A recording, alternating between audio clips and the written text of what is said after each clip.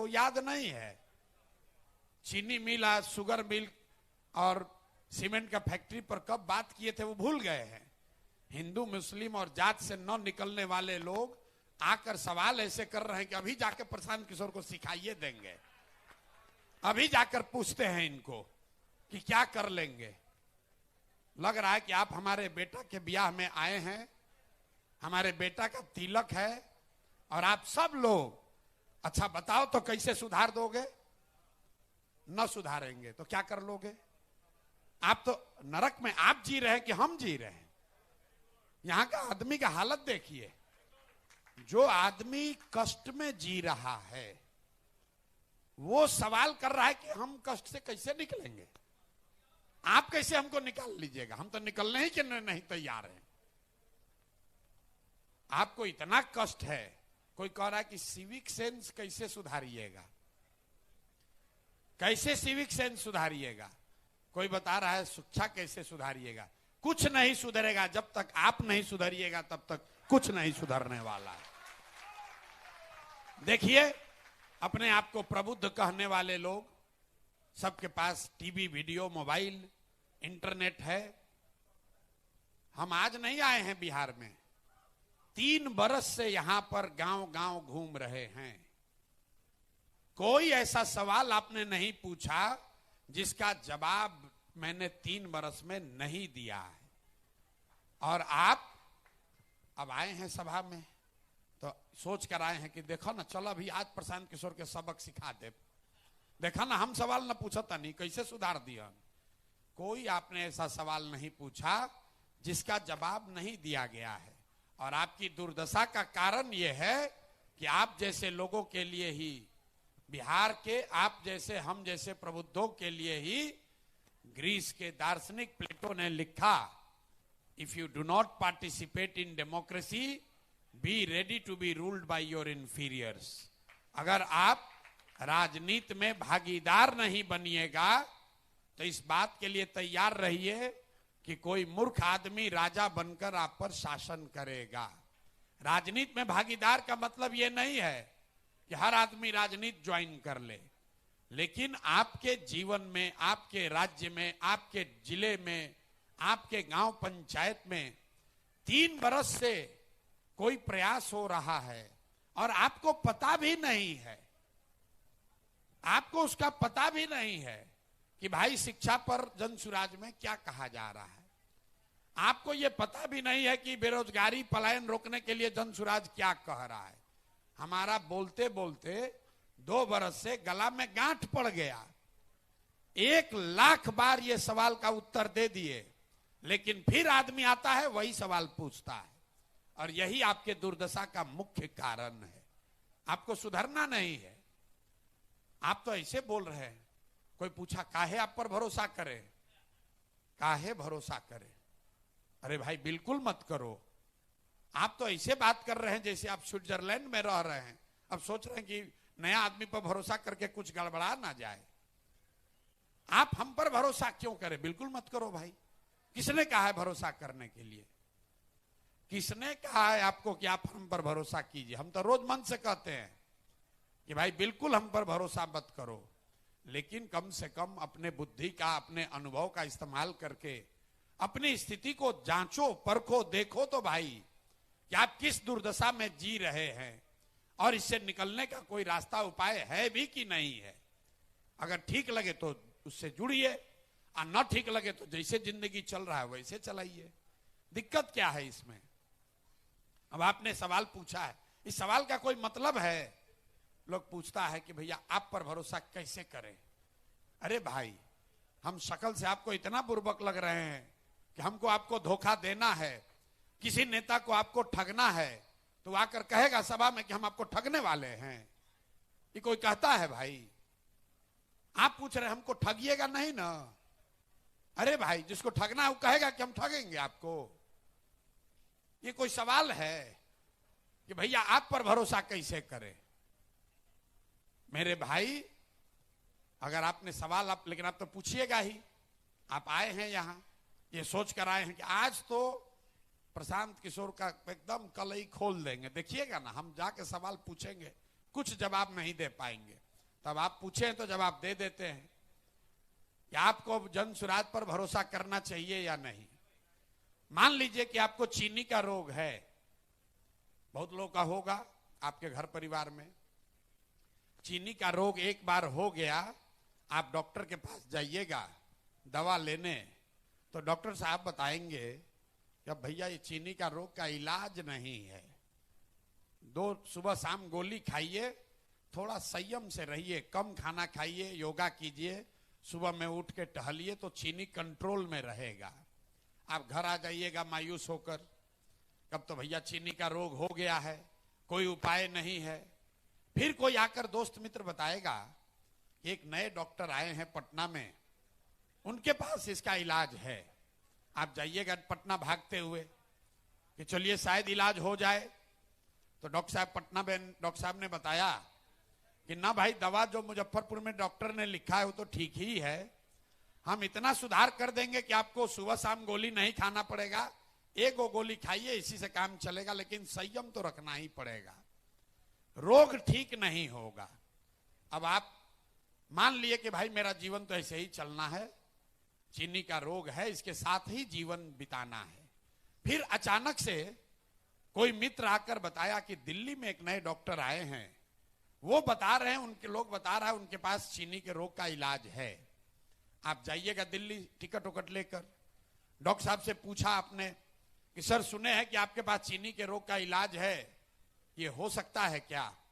Doctor ने आपको बताया हाँ हो तो सकता है, दवा तो एक नई आई है, एक नई दवा आई है, इसको खाने से चीनी का रोग ठीक हो जाएगा, लेकिन गारंटी नहीं है, 50% संभावना है, ठीक हो भी सकता है, ठीक नहीं भी हो सकता है। आप अगर बहुत जागरूक हैं तो आप क्या सवाल कीजिएगा कि सर 50% संभावना है, कोई नुकसान तो नहीं ना है, दवा खाने से कोई नुकसान हो सकता है? आप बोलिएगा डॉक्टर ने बताया ना नुकसान नहीं है, इतना तो जांच परख लिया गया है, नुकसान नहीं है, लेकिन ठीक होने की संभावना 50% ही है। तो आप क्या कहिएगा कि ठीक है सर 50% संभावना है ना, दीजिए दवा, हम ट्राई कीजिए शायद ठीक हो जाए। तो मेरे भाई जन सुराज वही नई दवा है, वही नई दवा है, इससे सुधार हो भी सकता है और सुधार नहीं भी हो सकता है। लेकिन जिसको पहले से वोट देते आए हैं वो एक्सपायर दवा है, राजद, जदयू, भाजपा, कांग्रेस, जिसको आपने जांच लिया, परख लिया, 10 बरस से खा रहे हैं, जान गए कि इससे बढ़िया नहीं होगा। तब आप तय कर लीजिए मुजफ्फरपुर के होशियार लोग कि आपको एक्सपायर दवा ही खाते रहना है कि नई दवा को ट्राई करना है। नया दवा ट्राई करना है तो जन सुराज में जुड़िए, और नहीं तो जो पहले से चल रहा है जांचा परखा वही खाइए, संयम से रहिए, ट्रैफिक और जो व्यवस्था चल रही है उसी में जिंदा रहिए। ये क्यों जरूरी है, अब इसको साइंटिफिकली समझिए। अभी तो आपको हम कैजुअली बता रहे हैं तो कुछ लोग हंस रहे हैं। इस देश में 5 ऐसे राज्य हैं जहां इस देश की 1/3 इकोनॉमी है, 5 ही राज्य है जहां 1/3 अर्थव्यवस्था है। कौन कौन है? केरल, तमिलनाडु, आंध्र प्रदेश, तेलंगाना और कर्नाटक। इन 5 राज्यों में 1/3 देश का अर्थव्यवस्था है। जब देश आजाद हुआ तो बिहार की स्थिति भी कमोबेश इन्हीं 5 राज्यों के बराबर ही थी। आज ये राज्य इतने आगे कैसे हो गए? तो मैं आपको बता रहा हूं एक चीज जो इन 5 राज्यों में कॉमन है, भाषा अलग अलग बोली जाती है, अलग अलग दलों का शासन है, अलग अलग भांति भांति के लोग हैं, वहां पर भी भ्रष्टाचार है, बिहार से कम नहीं है, यहां से ज्यादा भ्रष्टाचार है, वहां पर भी जातिवाद है, वहां पर भी इसी देश का संविधान है।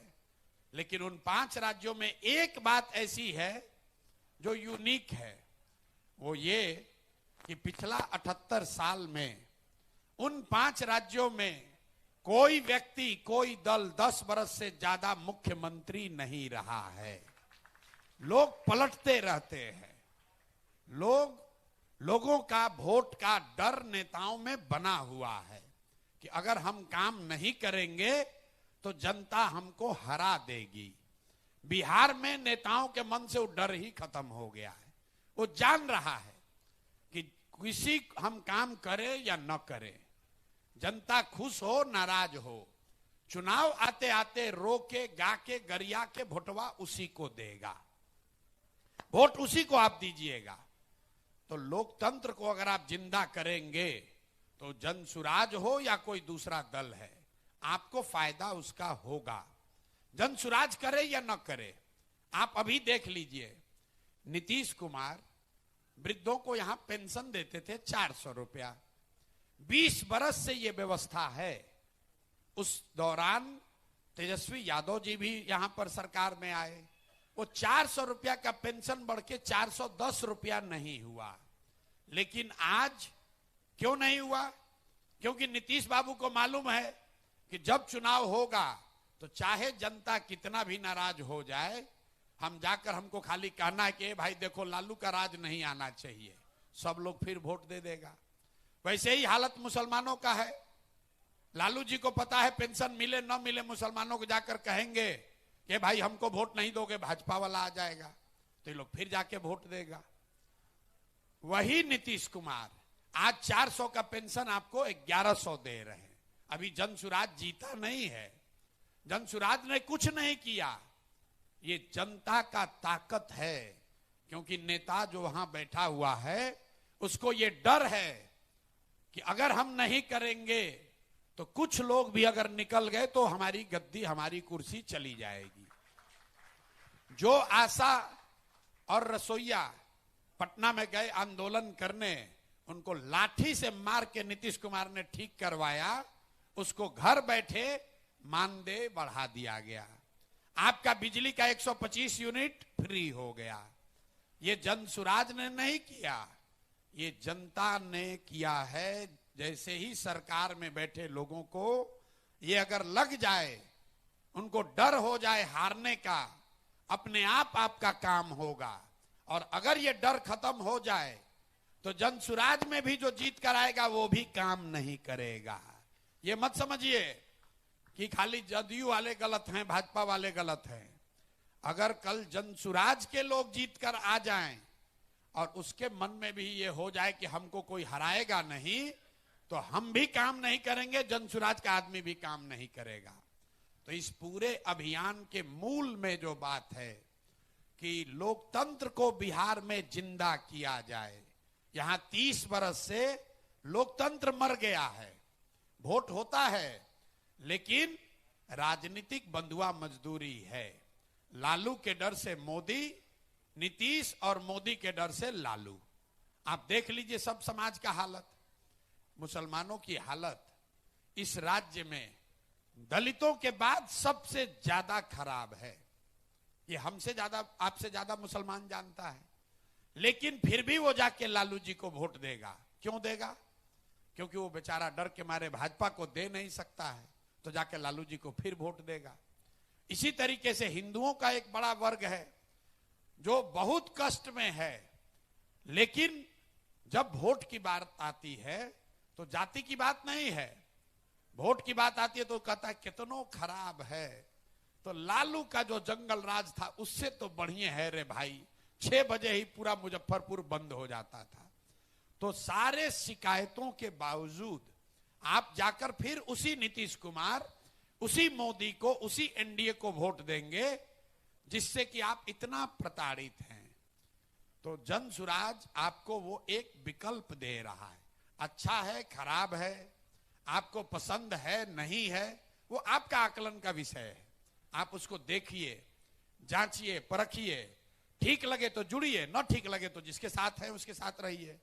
लेकिन बिहार की ये दुर्दशा इसलिए है कि यहां 30-35 साल से राजनीतिक विकल्प खत्म हो गया है। वो विकल्प नया बनाया जा रहा है और इस विश्वास से बनाया जा रहा है कि समाज उसको देखेगा, समझेगा, लोग अपने भविष्य को उसमें ढूंढेंगे। अगर हम लोग अपना सही काम करेंगे आपका विश्वास बनेगा, नहीं बनेगा तो भी कोई बात नहीं है। आपको जो अभी जिंदगी अच्छा लग रहा है तो इसी में जिंदा रहिए, इसमें दिक्कत क्या है? हम लोग एमएलए एमपी बनने नहीं आए हैं, हमको एमएलए एमपी नहीं बनना है। एमएलए एमपी मंत्री बनकर जितना रुपया पैसा शान शौकत इज्जत आप कमा सकते हैं, उससे सैकड़ों गुना ज्यादा पैसा साधन व्यवस्था भगवान ने हमको दिया है। अहंकार नहीं है। हम लोग बहुत साधारण परिवार से आते हैं, यहां वापस आए हैं, वापस मंत्री और एमएलए बनने नहीं आए हैं। इस मिट्टी का कर्ज है, यहीं से पैदा हुए हैं और ये समझते हैं कि अगर हम लोग जैसा व्यक्ति इसको सुधारने का प्रयास नहीं करेगा तो कौन करेगा। आपकी चिंता है कि प्रशांत किशोर जनसुराज जीतेंगे कि नहीं, आपकी चिंता है कि जीतने के बाद ये सुधारेंगे कि नहीं। मेरे भाई, जितने यहां समझदार लोग बैठे हैं, आप अपने आप से पूछिए कि बिहार में सुधार का प्रयास होना चाहिए कि नहीं होना चाहिए। और अगर प्रयास होना चाहिए तो प्रयास हम करें या आप करें। प्रयास आज हो या 20 वर्ष के बाद हो, करना तो किसी न किसी बिहार के ही व्यक्ति को पड़ेगा। और आपके सवाल कभी खत्म नहीं होंगे, आपकी आशंकाएं कभी खत्म नहीं होंगी, लेकिन उसका रास्ता निकालिए। आपको ये उत्तर ढूंढना है कि भाई बिहार में सुधार का प्रयास होना चाहिए कि अभी जो स्थिति है उसी को जारी रखना चाहिए। और अगर आप समझते हैं कि प्रयास होना चाहिए तो फिर आपके पास दो ही विकल्प है, या तो उस प्रयास में कंधा लगाइए और नहीं तो बाहर बैठ के आलोचना कीजिए, कमेंट्री कीजिए। लेकिन आपको एक उदाहरण देता हूं। हम और आप महाभारत के किस्से कहानी सुनते हैं। महाभारत में सबसे ज्यादा चर्चा अभिमन्यु की होती है, चक्रव्यूह की होती है। लोग बताते हैं कथा कहानी में कि अभिमन्यु चक्रव्यूह को भेद नहीं पाए। 6 दरवाजा तोड़ने के बाद अभिमन्यु को लोगों ने घेर के मार दिया। लेकिन यहां जितने लोग भी महाभारत का कथा कहानी सुने होंगे, आप और हम इस बात की चर्चा करते हैं, अभिमन्यु के शौर्य की गाथा गाई जाती है, उनके पराक्रम की, उनके प्रयास की चर्चा होती है। उनको घेर कर मारने वाले का नाम कोई नहीं जानता है। तो अगर बिहार को सुधारने के लिए, इस चक्रव्यूह को भेदने के लिए पूरा जीवन भी समाहित करना पड़े तो भी हम लोग जनसुराज में उस संकल्प के साथ आए हैं। और अगर इसको करते हुए सब कुछ बर्बाद भी हो जाए तो भी कोई चिंता नहीं है। तो भी जब इस कालखंड का इतिहास लिखा जाएगा तो लोग ये कहने को मजबूर होंगे कि नहीं, 2022, 23, 24 में कोई आदमी, कोई कुछ लोग जरूर उन्होंने उठकर बिहार को सुधारने का प्रयास किया था। आप उसमें न जुड़े वो आपकी मर्जी है। लेकिन मेरे भाई, अगर नहीं जुड़ोगे तो आने वाले समय में कोई कह रहा है कि बीमारू स्टेट था वो सुधर गया, उसको आपने जाकर नहीं सुधारा। अगर यूपी में सुधार हुआ या मध्य प्रदेश में सुधार हुआ या राजस्थान में सुधार हुआ, जहां पर सुधार हुआ है वहां पर वहां के लोगों ने उसको सुधारा है। आप सोच रहे हैं कि हम मुजफ्फरपुर में हिंदू मुसलमान करते रहे, मंदिर मस्जिद पर वोट देते रहे और सब मुजफ्फरपुर लंदन के जैसा हो जाए। नहीं हो सकता है। जो बोइएगा वही काटिएगा, गलत बोइएगा गलत काटिएगा। तो आज जो बिहार की दुर्दशा है वो आपके हमारे वजह से खाली नहीं है। किसी एक दल, एक नेता ने इसको नहीं बर्बाद किया है, इसके लिए पूरा समाज दोषी है। आप भी दोषी हैं, हम भी दोषी हैं, नेता भी दोषी है। नेता को आपने, हमने चुनकर वहां बैठाया है, वो अपने से चुनकर थोड़े ना आया है। मुजफ्फरपुर में पंजाब का आदमी आकर थोड़े वोट किया था, वोट आपने किया है, आपने विधायक को जिताया है। और अब आप कह रहे हैं कि सर यहां सब खराबे है। तो अगर सब खराबी है तो वोट आप फिर क्यों देते हैं उसी आदमी को? क्यों दे रहे हैं? भाई साहब कह रहे चीनी का फैक्ट्री चालू होगा। यहां पर जितने लोग आए हैं, बहुत सारे लोग मोदी जी के भक्त होंगे, भाजपा के, एनडीए के वोटर हैं। आप बताइए 2014 में मोदी जी का भाषण हम ही ने लिखा था। चंपारण में मोदी जी ने कहा कि इसी चीनी मिल के चीनी से चाय पिएंगे तब हम आकर वोट मांगेंगे बिहार में। तो मानिए वो तो प्रशांत किशोर की गलती थी, हमने कहलवाया। 2014 में हमारे झांसे में आप आ गए, हमारा भ्रम फैलाया हुआ था, कुछ लोग दोष ये भी देते हैं, उसमें आपने वोट दे दिया। लेकिन 14 से भैया हो गया 2025। इन 11 साल में 5 चुनाव हुए, मोदी जी कम से कम 20 बार वहां आए, उसी चंपारण में भाजपा के सांसद लगातार जीत रहे हैं, एमएलए भाजपा का जीत रहा है, और आप खड़ा होकर कह रहे हैं कि भैया चीनी मिल चालू नहीं हो रहा है। काहे चालू होगा, कैसे चालू होगा भाई? तो वोट देना होगा तो उस समय आप हिंदू मुसलमान, Modi ji bullet train, America में स्वागत के नाम पर वोट दीजिएगा कि पाकिस्तान का 4 टुकड़ा हुआ कि नहीं। और जब यहां पर बैठे तो कह रहे कि मुजफ्फरपुर में नाला बहुत बह रहा है। अरे भाई, आप नालों के लिए, सिविक सेंस के लिए, पढ़ाई के लिए, रोजगार के लिए वोटे नहीं करते हैं, इसलिए वो सुधार नहीं होता है। हमको भी नहीं कीजिए, ऐसा मत समझिए कि जन सुराज आएगा, प्रशांत किशोर आएंगे तो एकदम सब सुधर जाएगा। जब तक समाज नहीं सुधरेगा, जब तक आप नहीं सुधरोगे, तब तक ये सुधरने वाला नहीं है। एक प्रशांत किशोर आए कि 10 प्रशांत किशोर आ जाए। अब आपका जो सवाल है, शिक्षा क्या कीजिएगा, पलायन कैसे रोकिएगा, मेरे भाई 100 दफे समझा चुके। जन सुराज 3 मूल बातें कह रहा है। लंबा चौड़ा तो कहेंगे, पूरा रात बीत जाएगा, और आप सुनने के बाद भी परसों आइएगा, फिर यही सवाल कीजिएगा। 3 मूल बात समझिए क्या कह रहे हैं हम लोग, कि बिहार में अगर स्थिति सुधारनी है तो सबसे पहले यहां पर ये इंश्योर करना होगा कि 0 से 15 साल तक, 15 साल से कम उम्र के बच्चों के लिए इतनी अच्छी शिक्षा की व्यवस्था कर दी जाए कि वो आगे चलकर बिहार की व्यवस्था पर बोझ न बने। तो पहला लक्ष्य ये है। दूसरा लक्ष्य ये है कि जिनका उम्र 15-20 साल से ज्यादा हो गया, अब वो वापस जाकर पढ़ाई नहीं कर सकते हैं, तो उनके लिए ये कह रहे हैं कि 15 से 20 साल से लेकर 50 वर्ष की उम्र तक के लोगों के लिए उनके हाथ में पैसा पूंजी दिया जाए ताकि वो रोजगार कर सकें।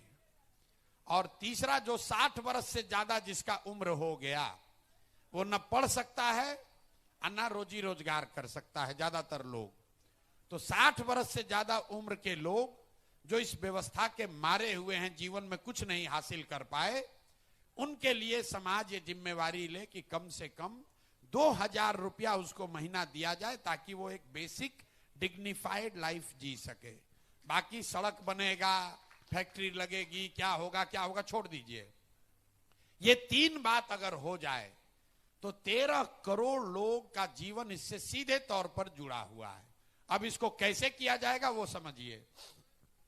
पढ़ाई कैसे सुधरेगा, पढ़ाई कैसे सुधरेगा, उसका फॉर्मूला हम लोगों ने ये दिया कि पूरे दुनिया में जो सबसे अच्छी शिक्षा व्यवस्था जहां है, वहां पर लोग ये बताते हैं, प्रमाण है कि rather than taking good school to every village, take children to the good school. मतलब हर गांव में अच्छा विद्यालय बनाने के बजाय बच्चों को अच्छे विद्यालय में लाया जाए। ये पूरे दुनिया में ऐसी व्यवस्था खासकर स्कैंडिनेवियन कंट्री में है। तो हम लोग ने जब बिहार का अध्ययन कराया तो पाया कि एक प्रखंड में, अभी जो प्रखंड है, कोई छोटा है कोई बड़ा है, लेकिन औसतन एक प्रखंड में अगर 5 अच्छे विद्यालय बना दिए जाएं और बच्चों को स्कूल बस की सुविधा दे दी जाए, तो कोई ऐसा गांव नहीं है जहां से बच्चे 20 मिनट में स्कूल तक न पहुंच सकें। और ये 5 जो विद्यालय बनाने हैं, ये अभी का विद्यालय न हो, इसके लिए हमने कहा कि विश्व स्तरीय विद्यालय, मतलब नेतरहाट के जैसा विद्यालय। नेतरहाट क्यों कह रहे हैं? रेफरेंस के लिए आपको बता रहे हैं, क्योंकि बिहार के सरकारी व्यवस्था में चलने वाला ये सबसे अच्छा विद्यालय अभी तक रहा है। एक नेतरहाट से करीब 1500 लोग आईएएस आईपीएस एलाइड सर्विसेज में गए हैं। आप अंदाजा लगाइए कि अगर हर प्रखंड में 5 नेतरहाट के जैसे विद्यालय बना दिए जाएं, तो उससे कितना बड़ा आमूल चूल परिवर्तन आ सकता है। अब ये हर प्रखंड में 5 बनेगा कैसे? उसके लिए जनसुराज ने कहा कि अगर हर प्रखंड में एक विद्यालय आपको नेतरहाट जैसा बनाना हो तो भाई 15 से 20 हजार करोड़ रुपया हर साल लगेगा। इसलिए हम लोगों ने कहा कि एक दिन में ये नहीं सुधरेगा, अगले 5 वर्ष में हर साल हर प्रखंड में एक एक विद्यालय को नेतरहाट के स्तर का बनाया जाएगा, क्योंकि उतना ही पैसे का व्यवस्था किया जा सकता है। और जब तक ये व्यवस्था नहीं बनती है बच्चों का उम्र तो रुकेगा नहीं। तो इसके लिए हमने कहा कि अगर आपके गांव पंचायत में सरकारी विद्यालय अच्छा नहीं है, जब तक सरकारी विद्यालय नेतरहाट के स्तर का न हो जाए, आप अपने बच्चे को प्राइवेट स्कूल में भेजिए और उसका फीस सरकार की ओर से दिया जाएगा। अब कुछ लोगों ने कहा अरे भाई इसे तो सब लोग प्राइवेट में चला जाएगा। बिल्कुल नहीं जाएगा। पूरे दुनिया का रिसर्च है, अगर सरकारी और प्राइवेट दोनों व्यवस्था हो तो ज्यादातर लोग सरकारी व्यवस्था में जाना चाहते हैं। आपसे अगर पूछें कि भैया आपका लड़का मेडिकल करना है, उसको पटना मेडिकल कॉलेज में अगर आप कराइएगा, मेडिसिन पढ़ाइएगा, तो उसका फीस आपको भरना पड़ेगा। लेकिन अगर आप रमैया में जाकर पढ़ाइएगा तो उसका फीस सरकार भरेगी। आपसे पूछा जाए कि आप अपने बच्चे को कहां मेडिकल पढ़ाना चाहते हैं, तो ज्यादातर आदमी कहेगा कि हमको रमैया का फीस नहीं चाहिए, हमको पटना मेडिकल कॉलेज में ही एडमिशन करा दीजिए। अगर आपसे कोई पूछे कि भाई आपके बच्चे को पटना साइंस कॉलेज में पढ़ना है या एमएटी में पढ़ना है, अगर एमएटी में पढ़ेगा उसका फीस सरकार देगी, आप क्या कहिएगा? भैया हमको फीस नहीं चाहिए, हमको साइंस कॉलेज में एडमिशन करा दीजिए। ये पूरे दुनिया का रिसर्च है।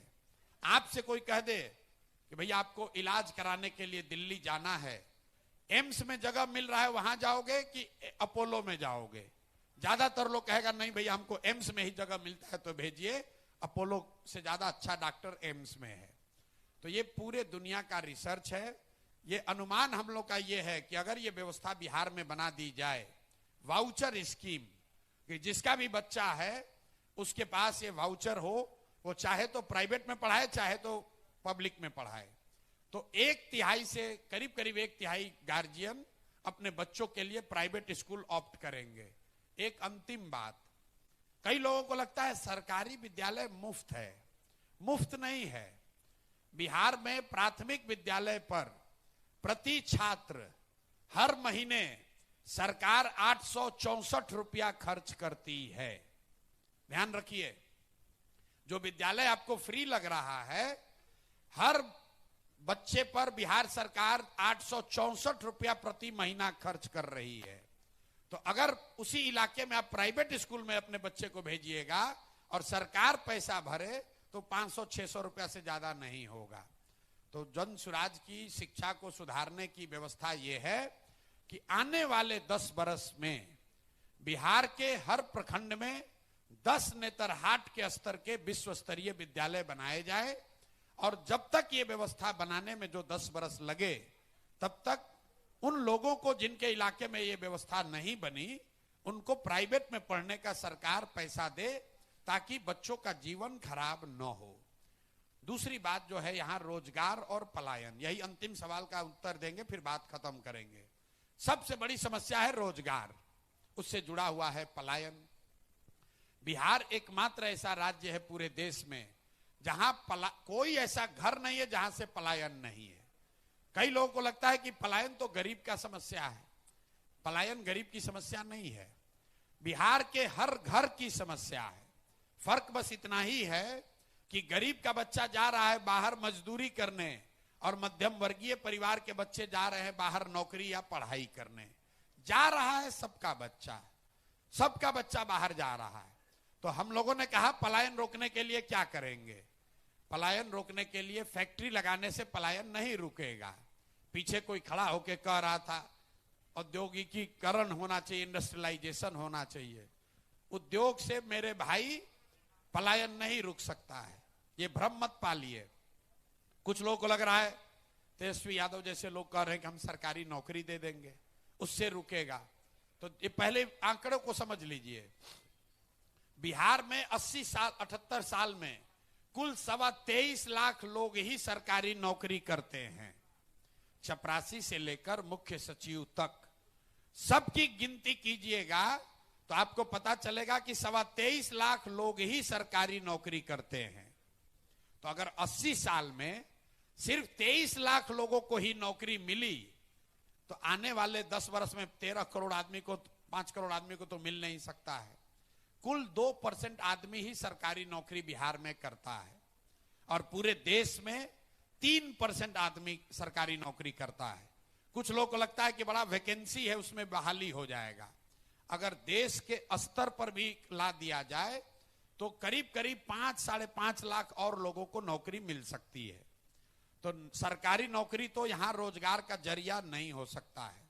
दूसरा, जिसको लगता है कि उद्योग लगने से होगा, तो भैया अगर आप अर्थशास्त्र की थोड़ी बहुत भी समझ रखते हैं तो अर्थशास्त्र के 3 पिलर हैं।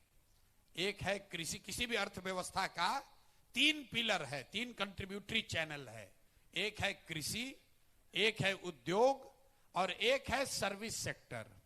तो कृषि और उद्योग दोनों को मिला दीजिएगा तो भी 30% अर्थव्यवस्था ही कृषि और उद्योग में है। देश के स्तर पर और बिहार में भी 30% अर्थव्यवस्था ही कृषि और उद्योग से जुड़ी हुई है। 70% अर्थव्यवस्था का कृषि और उद्योग से कोई लेना देना नहीं है, वो सर्विस सेक्टर है। आप स्कूल चलाते हैं, होटल चलाते हैं, रेस्टोरेंट में खाना खाते हैं, डॉक्टर साहब डॉक्टरी कर रहे हैं, वकील हैं, हर तरह का जो आप काम करते हैं। तो अगर बिहार में रोजगार लाना है तो वो रोजगार सर्विस सेक्टर में ही आ सकता है, वो मैन्युफैक्चरिंग में नहीं हो सकता है, वो कृषि में नहीं हो सकता है, पूरे देश में नहीं है, यहां भी नहीं हो सकता है।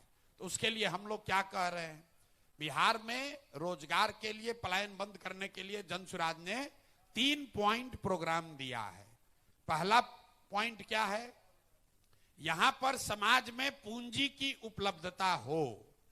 बिहार से हर साल 2.5 लाख करोड़ रुपया, ध्यान दीजिए, 2.5 लाख करोड़ रुपया आपका और हमारा बैंकों के जरिए दूसरे राज्यों में भेजा जाता है, जिसको reserve bank of India CD ratio कहता है। इसका मतलब है कि जितना पैसा हमने आपने बैंक में रखा उसके एवज में बैंक ने कितना पैसा वापस ऋण के तौर पर समाज को वापस दिया, घर बनाने के लिए, गाड़ी खरीदने के लिए, पढ़ाई करने के लिए, बिजनेस करने के लिए। तो बिहार में अगर आपने हमने 100 रुपया बैंक में जमा किया तो बैंक वाले सिर्फ 40 रुपया ही कर्ज के तौर पर आपको देते हैं, बाकी का 60 रुपया कहां जाता है? 60 रुपया जो है वो बैंक वाले दूसरे राज्य में भेजते हैं जहां उद्योग चल रहा है, जहां रोजगार आ रहा है। पिछले वित्तीय वर्ष में बिहार की गरीब जनता ने, आपने हमने बैंकों में जमा किया 4,21,000 करोड़ रुपया। ध्यान से सुनिए, 4,21,000 करोड़ रुपया आपने हमने जमा किया बैंक में, और बैंक ने टोटल ऋण के तौर पर बिहार के लोगों को दिया 1,61,000 करोड़ रुपया। बाकी का पैसा कहां गया? बाकी का पैसा चला गया गुजरात, कर्नाटक, तमिलनाडु, आंध्र प्रदेश, केरल। वहां पर सीडी रेशियो कितना है? वहां सीडी रेशियो है 90, 92, 95, 100। मतलब अगर आंध्र प्रदेश में लोगों ने बैंकों में 100 रुपया जमा किया तो बैंक ने 105 रुपया वहां ऋण के तौर पर दिया। बिहार में आपने 100 रुपया जमा किया, आपको 40 मिला। इसका नतीजा क्या होता है? 1990 में जब लालू जी मुख्यमंत्री बने तब से लेकर पिछले वित्तीय वर्ष तक बिहार से करीब करीब 26.5 लाख करोड़ रुपया, 26.5 लाख करोड़ रुपया बैंकों ने यहां से ट्रांसफर किया है दूसरे राज्य में। न इसकी समाज में चर्चा है, न सरकार में चर्चा है, न ये पत्रकार लोग बोल रहे हैं। कोई नहीं पूछ रहा है कि 26.5 लाख करोड़ रुपया यहां से जो बाहर चला गया उसकी वजह से यहां उस एक कारण है यहां की गरीबी का। आप उसको अपने जीवन में समझिए। अगर आपको मोटरसाइकिल और गाड़ी खरीदने के लिए लोन न मिले तो इसमें से आधे लोग अपना गाड़ी नहीं खरीद पाएंगे। अगर आपको लोन न मिले तो ये बिल्डिंग होटल नहीं बना सकते हैं। वो बहुत बड़ा स्रोत है समाज में तरक्की का। और बिहार में तो जन सुराज ये कह रहा है, और ये बैंकों की मनमर्जी नहीं है, उन पर लीगल बाइंडिंग है। 70% पैसा कम से कम उनको देना ही देना है। और इसके लिए मुख्यमंत्री की अध्यक्षता में बिहार में भी अन्य राज्यों की तरह एक कमिटी है जिसका काम है ये देखना कि 70% पैसा समाज को वापस मिल रहा है कि नहीं। लेकिन जैसे बिहार में टीचर, दरोगा, सीओ, बीडीओ मुख्यमंत्री का बात नहीं मान रहा है, वैसे बैंकर भी नहीं मान रहे हैं। और समाज और सरकार में इसको लेकर कोई जागरूकता नहीं है। आप यहां के फाइनेंस मिनिस्टर को बुलाइए और जितना बड़ा बड़ा सवाल आप पूछे, एक सवाल आप अपने से पूछिए कि सीडी रेशियो क्या होता है। बिहार से 25 लाख करोड़ रुपया पूंजी चला गया ना। आज तक आपने पेपर में पढ़ा, कह रहा है कि जन सुराज पेपर में नहीं छपता है, तो पेपर में तो ये भी नहीं छपता है कि 25 लाख करोड़ रुपया बैंक वाला यहां से दूसरे राज्य में भेज दिया। पेपर में ये भी नहीं छपता है कि यहाँ के फाइनेंस वित्त मंत्री को इसकी जानकारी है भी कि नहीं है। तो पहला काम जन सुराज ये कह रहा है कि पूंजी की उपलब्धता सुनिश्चित की जाएगी और 6 महीने के अंदर यहाँ के सीडी रेशियो को 70 किया जाएगा, ताकि हर साल 2-2.5 लाख करोड़ रुपया समाज को अपने अपने स्वरोजगार के लिए, बिजनेस के लिए, व्यापार के लिए, पढ़ाई के लिए उपलब्ध होगा। दूसरी बात हम लोग ये कह रहे हैं कि मनरेगा को सीधे कृषि से जोड़ देंगे। ये क्यों कह रहे हैं? बिहार में 55 लाख हेक्टेयर जमीन है जहां खेती हो सकती है। उसमें से सिर्फ 2 लाख हेक्टेयर जमीन ऐसा है जहां नगदी फसल की खेती होती है। बाकी जगह, बाकी खेत में धान, गेहूं, ज्वार, बाजरा, मकई वही हो रहा है। आइडियली अर्थशास्त्री बताते हैं कि कम से कम 1/3 जमीन में नगदी फसल होनी चाहिए। मतलब सब्जी की खेती होनी चाहिए, मसाले की खेती होनी चाहिए, जिससे कि लैंड की प्रोडक्टिविटी बढ़े, एग्रीकल्चर जो है वो कमाने का जरिया बने। ये बिहार में हम लोग उसके लिए क्या कह रहे हैं कि जो भी किसान धान गेहूं की खेती छोड़कर नगदी फसल की खेती करेगा, उसको मनरेगा के तहत मजदूर मुफ्त में दिए जाएंगे। उसका फायदा क्या होगा कि जितने कृषि से जुड़े हुए मजदूर हैं जो पंजाब और हरियाणा जा रहे हैं, उनको यहीं पर वो लेबर कंज्यूम हो जाएंगे। दूसरा इसका फायदा यह है कि पहले स्कीम के तरह इसमें बजट से 1 रुपया भी खर्च नहीं है। जैसे सीडी रेशियो सुधारने के लिए बिहार सरकार को 1 रुपया भी खर्च नहीं करना है, एडमिनिस्ट्रेटिव मेजर है। उसी तरह मनरेगा को कृषि से जोड़िएगा तो 1 रुपया भी अलग से खर्च नहीं होगा। जो पैसा हम लोग दिल्ली में सरेंडर कर रहे हैं, उसी पैसे का इस्तेमाल करके लाखों मजदूरों को, यहाँ के किसानों को उपलब्ध कराया जाएगा, ताकि लोग अपनी खेती को बेहतर बनाएं। उससे जो मजदूर बाहर जा रहा है उसको यही मजदूरी मिलने लगेगी। दूसरा फायदा यह होगा कि जो मनरेगा में चोरी हो रहा है वो अपने आप बंद हो जाएगा। और तीसरा फायदा यह है कि जो पैसा हम लोग दिल्ली में सरेंडर कर रहे हैं, पिछले साल मनरेगा में बिहार सरकार का यूटिलाइजेशन है 39%। मतलब अगर 100 रुपया दिल्ली की सरकार बिहार को दे रही थी तो हम लोग 40 रुपया लेकर आए, 60 रुपया वहीं छोड़ दिए। तो जन सुराज का दूसरा फॉर्मूला है कि मनरेगा को कृषि से जोड़े और अगले 5 वर्ष में कम से कम 15 लाख हेक्टेयर में बिहार में नगदी फसल की खेती हो। लहसुन हो, प्याज हो, आलू हो, टमाटर हो, फल हो, सब्जी हो, मखाना हो, धान गेहूं की खेती को कम किया जाए और खेती को खाने वाली खेती से कमाने वाली खेती बनाई जाए। बिहार में आप गांव देहात में सुनते होंगे, लोग कहता है कि रोपनी करने आए हैं, कमाने के लिए लुधियाना जाएंगे। कहता है भैया कटाई लगा है, गांव में कटाई के लिए आए हैं, कमाने के लिए गुजरात जाएंगे। खेती यहां समाज की नजर में भी खाने का जरिया है। कमाने का जरिया नहीं है। तो पहली चीज हमने आपको बताई कि घर घर में रोजी रोजगार हो, उसके लिए पूंजी को उपलब्ध कराया जाएगा। दूसरा, खेती को लाभदायक बनाने के लिए खेती को खाने वाली खेती से कमाने वाली खेती बनाई जाएगी। और तीसरा और एक बड़ी चीज जो हम लोग करने की घोषणा कर रहे हैं, बहुत बड़े पैमाने पर इंटरेस्ट सबवेंशन स्कीम लेकर आना चाहते हैं। इसका मतलब क्या है? बिहार में समाज की बनावट ऐसी है कि लोग यहां पर कर्ज लेकर काम नहीं करना चाहते हैं। यहां पर कर्ज, बिहार में अगर आप आंकड़े देखिएगा तो 3 ही चीज के लिए लोग कर्ज लेते हैं। बेटी के शादी के लिए, अपना घर बनाने के लिए और अपने लड़कों को पढ़ाने के लिए। लड़कियों को पढ़ाने के लिए नहीं, लड़कों को पढ़ाना होगा तो बैंक से कर्ज लेगा, घर बनाना होगा तो कर्ज ले लेगा, और बेटी का शादी होगा तो कर्ज लेने को लोग तैयार हैं। ये सामाजिक बनावट है। गुजरात में लोग कर्ज लेकर छोटा मोटा रोजी रोजगार कर रहे हैं। तो ये एक दिन में नहीं सुधरेगा, लेकिन ये प्रवृत्ति जो है ये क्यों है समाज में, इसका अध्ययन कराया गया तो हम लोगों ने पाया कि बिहार में लोग मूलधन से ज्यादा ब्याज से डरते हैं। धंधा पानी नहीं करता है, सोचता है कि पैसा लेंगे कर्ज, ब्याज बहुत बढ़ जाएगा, उसमें बर्बाद हो जाएंगे।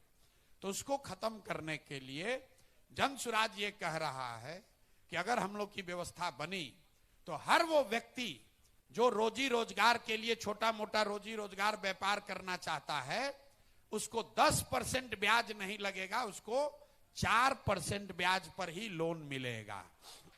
इसका फायदा क्या होगा? इसका फायदा ये होगा कि बिहार सरकार की बजट से, बिहार सरकार का बजट है 3,16,000 करोड़।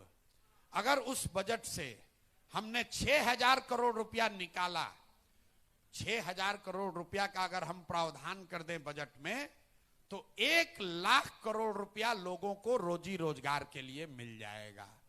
तो ये चीज हम लोग शुरू करना चाहते हैं ताकि आने वाले जेनरेशन में, महिलाओं में, युवाओं में पैसा लेकर रोजी रोजगार करने की प्रवृत्ति बढ़े। हर आदमी टीटी बनने के लिए, क्लर्क बनने के लिए, नौकरी पाने के लिए अपना जीवन बर्बाद न करे। तो ये 3 चीज अगर हम लोग करेंगे, और हमारे साथ जितने अर्थशास्त्री दुनिया में बहुत बड़े बड़े लोग जो मेरे साथ काम कर रहे हैं, कंप्यूटर में इसको अंग्रेजी में कहते हैं, अगर सिमुलेट करके देखिएगा कि अगर ये 3 चीज कीजिएगा तो क्या होगा 3 बरस में, 4 बरस में। तो जब इसको सिमुलेट करके देखा गया कि अगर ये 3 चीज कर दिया जाए कि हर साल 2-2.5 लाख रुपया, 2-2.5 लाख करोड़ रुपया यहां के लोगों को उपलब्ध हो जाए, कृषि को मनरेगा से जोड़कर 1/3 कृषि नकदी फसल की होने लगे, और 4% ब्याज पर लोगों को लोन उपलब्ध हो जाए, तो कम से कम 50 लाख नए लोगों को रोजगार अगले साल मिल जाएगा। इसीलिए जन सुराज कह रहा है कि अगर हम लोग की व्यवस्था बनी तो साल भर के अंदर पलायन को रिवर्स कर देंगे, लोग बाहर से आकर यहां नौकरी रोजगार करेंगे। तो इसका मतलब यह नहीं है कि चीनी का फैक्ट्री नहीं चलेगा, इसका मतलब यह नहीं है कि यूनिवर्सिटी नहीं बनेगा, लेकिन वो हमारी प्राथमिकताओं में ऊपर नहीं है। कुछ लोगों ने कहा, आरजेडी वालों ने, कि प्रशांत किशोर कह रहे हैं कि स्कूल अच्छा बनाएंगे, हम लोग वर्ल्ड क्लास यूनिवर्सिटी बनाएंगे। देखिए बेवकूफ लोगों का हालत। अभी जातीय जनगणना हुआ, 500 करोड़ रुपया लगाकर इन लोगों ने जातीय जनगणना कराई। उस जनगणना में क्या निकला? इनके सामाजिक न्याय, और किसी ने सवाल पूछा कि आप मनुवादी सरकार ला रहे हैं। मेरे भाई, जो सामाजिक न्याय का राजनीति यहां करता है, 30 वर्ष से आरक्षण और सामाजिक न्याय के राजनीति के बाद अभी उनका जो जातीय जनगणना है वो बता रहा है कि 3%, ध्यान दीजिए, 3% दलित समाज के बच्चे 12वीं पास करते हैं बिहार में। 5% से कम अति पिछड़ा समाज के बच्चे 12वीं पास करते हैं, और 7% से कम मुसलमानों के बच्चे 12वीं पास करते हैं। सामान्य वर्ग में 15%। पूरे बिहार में 10% बच्चे भी 12वीं पास नहीं कर रहे हैं। तो जब भी आपको लगता है भैया यूनिवर्सिटी बनना चाहिए, लेकिन अगर आप यूनिवर्सिटी बना भी दें तो 90% विद्यार्थी तो जब 12वीं नहीं पास कर रहा है तो यूनिवर्सिटी में पढ़ेगा कौन? उस यूनिवर्सिटी में सिर्फ यहाँ के पैसे वाले लोगों का फायदा होगा, समाज का कोई फायदा नहीं है। इसलिए यूनिवर्सिटी बनना है, लेकिन जब तक आप स्कूल की व्यवस्था नहीं सुधारेंगे तब तक यूनिवर्सिटी बनाने का फायदा नहीं है। इसी तरीके से हम लोग जो पैसा देने की बात कह रहे हैं, कोई फ्री भी नहीं है। हम सिर्फ 60 साल से ज्यादा उम्र के महिला पुरुष को 2000 रुपया देने की बात कह रहे हैं। अभी सरकार 1100 रुपया दे रही है, इसको 2000 अगर करेंगे तो करीब करीब 6000 करोड़ रुपया हमको एक्स्ट्रा लगेगा। वो बजट का हुआ 2%। इसके मुकाबले तेजस्वी यादव क्या कह रहे हैं कि हम 2500 रुपया, आपके विधायक हैं कांग्रेस के, तो आप लोग को देखना चाहिए, 2500 रुपया सबको देंगे, सारी महिला को। अब इसके लिए आपको अर्थशास्त्री नहीं बनना है, अपना कैलकुलेटर मोबाइल निकालिए और उसको जरा गुना कर लीजिए। बिहार में 6 करोड़ महिलाएं हैं, अगर बच्चियों को हटा भी दें तो भी 4.5 करोड़ महिला होती है। 4.5 करोड़ महिला को हर महीने 2500 रुपया दीजिएगा तो 4.5 करोड़ गुने 2500 गुने 12 कीजिएगा तो 1,50,000 करोड़ रुपया से ज्यादा हो गया। अब आप बताइए कि जब बिहार सरकार का बजट ही नहीं है उतना, तो उतना पैसा आपको देगा कैसे? और आपने सवाल किया कि आप पर भरोसा क्यों करें। मेरे भाई, ये तो आपको सामने दिख रहा है कि आदमी ठगेगा। जब पैसा ही है 100 रुपया और कह रहा है कि 150 दे देंगे, तो इसका मतलब है कि आपको सरकार बनने के बाद ठगेगा। लेकिन फिर आप वोट दे दीजिएगा, अब फिर कहिएगा देखिए ना वादा खिलाफी कर दिया। वो वादा खिलाफी नहीं। इसके मुकाबले हम लोग क्या कह रहे हैं, सिर्फ 2% पैसा ही बजट का हम खर्च करने जा रहे हैं इंटरेस्ट सबवेंशन पे। सिर्फ 2% पैसा ही हम बुजुर्गों के पेंशन पे खर्च करेंगे, बाकी कोई पैसा फ्री भी नहीं देने वाले हैं। बिजली का जो ये इन्होंने किया है नीतीश कुमार, ये भी बिहार का भट्ठा बैठा देगा। बड़े बड़े राज्य पंजाब और महाराष्ट्र की वित्तीय स्थिति बर्बाद हो गई फ्री बिजली के चक्कर में।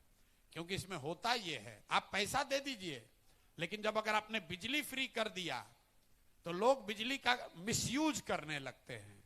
जिसका कंजम्पशन 70 आ रहा था, अब उसका 125 यूनिट होगा। अब आप उसकी चिंता ही नहीं करेंगे। फ्री से समाज नहीं बदलेगा। एक अंतिम बात कह के अपनी बात खत्म करेंगे।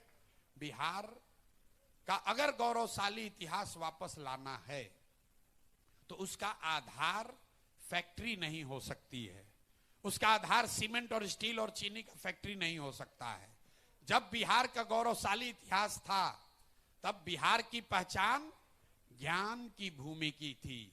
बिहार की पहचान नालंदा था, बिहार की पहचान विक्रमशिला था।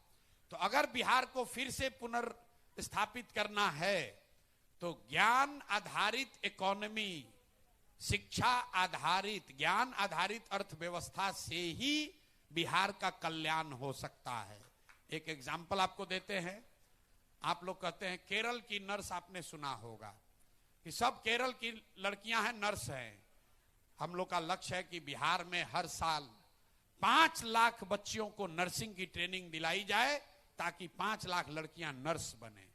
हर ब्लॉक में यहां पर आप पैरामेडिक्स के, नर्सिंग के, मेडिकल के, इंजीनियरिंग के, आईटीआई के स्कूल कॉलेज खोलना चाहते हैं। हम सीमेंट फैक्ट्री खोलने में मेरा कोई दिलचस्पी नहीं है, सीमेंट फैक्ट्री नहीं बनाना चाहते हैं।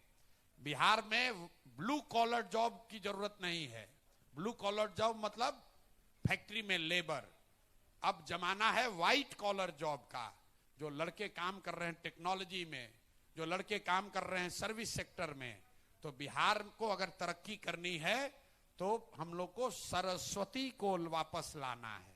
जब तक सरस्वती नहीं आएंगी तब तक ये सारा बाजीगरी करने से कुछ होने वाला नहीं है। जब सरस्वती की कृपा होगी तो लक्ष्मी अपने आप आ जाएंगी। तो गरीबी से अगर निकलना है तो शिक्षा को सुधारना जरूरी है। जब शिक्षा को सुधारेंगे अपने आप आगे का रास्ता खुल जाएगा। इसी बिहार में आप और हम अगर थोड़ा बहुत भी पढ़ लिए तो हम लोग इस व्यवस्था पर बोझ नहीं है, अपने पैर पर खड़े हैं। तो गरीबी से निकलने के जो 3 रास्ते हैं, या तो आपके पास पढ़ाई हो, या कृषि योग्य जमीन हो, या रोजी रोजगार करने के लिए पैसा पूंजी हो। इन तीनों चीजों को जब तक उपलब्ध नहीं कराइएगा, शिक्षा, जमीन और पूंजी, बिहार में 2/3 आबादी के पास ये तीनों में तीनों चीज नहीं है। तो जन स्वराज फंडामेंटल लेवल पे ये कोशिश कर रहा है कि हम लोग की व्यवस्था बने तो 2/3 से ज्यादा लोगों को कम से कम शिक्षा, जमीन और पूंजी में एक चीज मिल जाए ताकि वो गरीबी से निकल सके। बहुत बहुत धन्यवाद।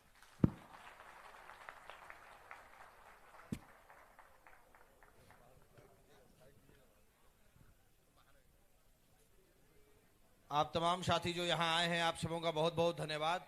जितने भी पत्रकार महोदय हैं, आपसे निवेदन है बाहर गाड़ी के पास रुक जाएं, वहां पे प्रशांत जी आप सबों से बातचीत करेंगे। आप जो भी साथी यहाँ आए हैं, आपसे निवेदन है कृपया खाना खाकर ही जाएं। बहुत बहुत धन्यवाद।